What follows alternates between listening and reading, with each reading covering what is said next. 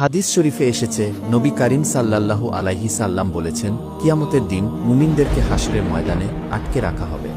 এতে তারা অত্যন্ত চিন্তিত এবং অস্থির হয়ে পড়বে এবং বলবে, যদি আমাদের প্রতিপালকের কাছে কারো দ্বারা আমাদের ব্যাপারে সুপারিশ করা হয়, তাহলে হয়তো আমাদের বর্তমান অবস্থা হতে মুক্তি লাভ করে আরাম পেতে পারি।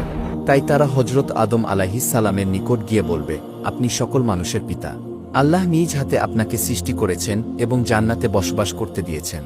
ফেরেশতাদের দ্বারা আপনাকে সিজদা করিয়েছেন এবং সমস্ত জিনিসের নাম শিখিয়েছেন।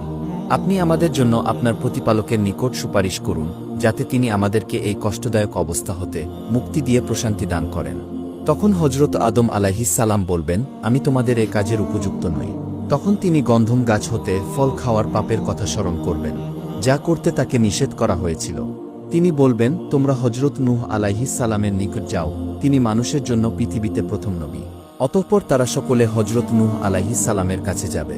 তখন হযরত নূহ আলাইহিস সালাম বলবেন, আমি তোমাদের এ কাজের উপযুক্ত নই। এবং তিনি তার ওই পাপের কথা স্মরণ করবেন, যা তিনি নিজের ছেলে পানিতে ডোবার ব্যাপারে তার প্রতিপালকের কাছে দোয়া করেছিলেন। আর এ দোয়া তিনি না জানা অবস্থায় করেছিলেন। ওই সময় তিনি বলবেন, বরং তোমরা আল্লাহর বন্ধু ইব্রাহিম আলাইহিস সালামের নিকট যাও।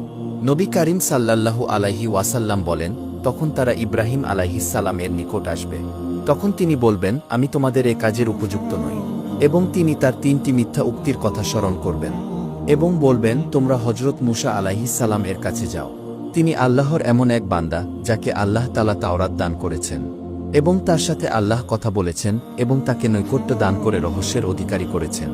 নবী করিম সাল্লাল্লাহু আলাইহি ওয়াসাল্লাম বলেন, তখন তারা মূসা আলাইহিস সালাম এর নিকট আসবে। ওই সময় তিনি বলবেন, আমি তোমাদের এই কাজের উপযুক্ত নই। তখন তিনি একটি লোককে হত্যার গুনাহের কথা স্মরণ করবেন, যা তার হাতে ঘটেছিল। তখন তিনি বলবেন, তোমরা ঈসা আলাইহিস সালামের কাছে যাও। তিনি আল্লাহর বান্দা এবং তার রাসূল। তিনি আল্লাহর আদেশক্রমে দুনিয়াতে এসেছিলেন এবং আল্লাহর পক্ষ থেকে মায়ের পেটে জন্মলাভ করেছিলেন। নবী করিম সাল্লাল্লাহু আলাইহি ওয়াসাল্লাম বলেন, তখন তারা সকলে ঈসা আলাইহিস সালামের নিকট আসবে।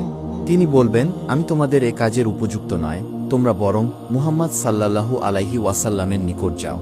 তিনি আল্লাহর এমন এক বান্দা, যার আগের ও পরের গুনাহ আল্লাহ মাফ করে দিয়েছেন। রাসূলুল্লাহ সাল্লাল্লাহু আলাইহি ওয়াসাল্লাম বলেন, তারা তখন আমার কাছে আসবে। তখন আমি আমার প্রতিপালকের কাছে তার দরবারে হাজির হওয়ার অনুমতি প্রার্থনা করব। তখন আমাকে তার কাছে যাওয়ার অনুমতি দেয়া হবে। আমি যখন তাকে দেখব, তখনই তার উদ্দেশ্যে সিজদায় পড়ে যাব। আল্লাহ যতক্ষণ চাইবেন আমাকে এ অবস্থায় রাখবেন। তারপর বলবেন, হে মুহাম্মদ, মাথা উঠাও আর বলো, তোমার সুপারিশ কবুল করা হবে। আর প্রার্থনা করো, যা চাইবে তাই দেয়া হবে। রাসূলুল্লাহ সাল্লাল্লাহু আলাইহি ওয়াসাল্লাম বলেন, তখন আমি মাথা উঠাবো এবং আমার প্রতিপালকের প্রশংসা এমনভাবে করব, যা তিনি সে সময় আমাকে শিখিয়ে দিবেন। অতঃপর আমি সুপারিশ করব, এ ব্যাপারে আমার জন্য একটি সংখ্যা নির্দিষ্ট করে দেয়া হবে।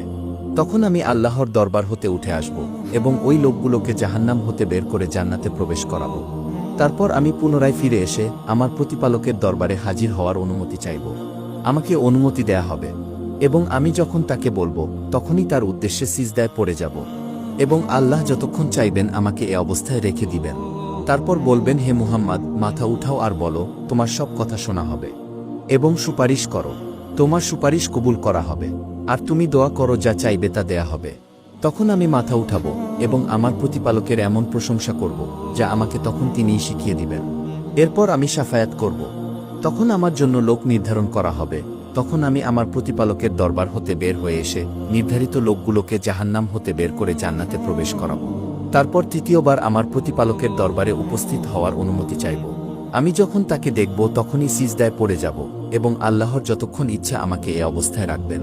তারপর বলবেন, হে মুহাম্মদ, মাথা উঠাও এবং যা বলবে তা শোনা হবে এবং সুপারিশ করো, তোমার সুপারিশ কবুল করা হবে। আর তুমি যা চাও বা চাইবে তা দেয়া হবে। রাসূলুল্লাহ বলেন, তখন আমি মাথা উঠাবো এবং আমার প্রতিপালকের এমন প্রশংসা করব, যা তিনি আমাকে সে সময় শিখিয়ে দেবেন। তারপর আমি সুপারিশ করব। তখন আল্লাহ আমার জন্য কিছু লোক নির্ধারণ করবেন। তখন আমি আল্লাহর দরবার হতে বের হয়ে আসব এবং জাহান্নাম হতে তাদেরকে বের করে জান্নাতে প্রবেশ করাব। অবশেষে কুরআনে যাদের চির জাহান্নামী ঘোষণা করা হয়েছে, তারা ব্যতীত আর কেউ জাহান্নামে থাকবে না।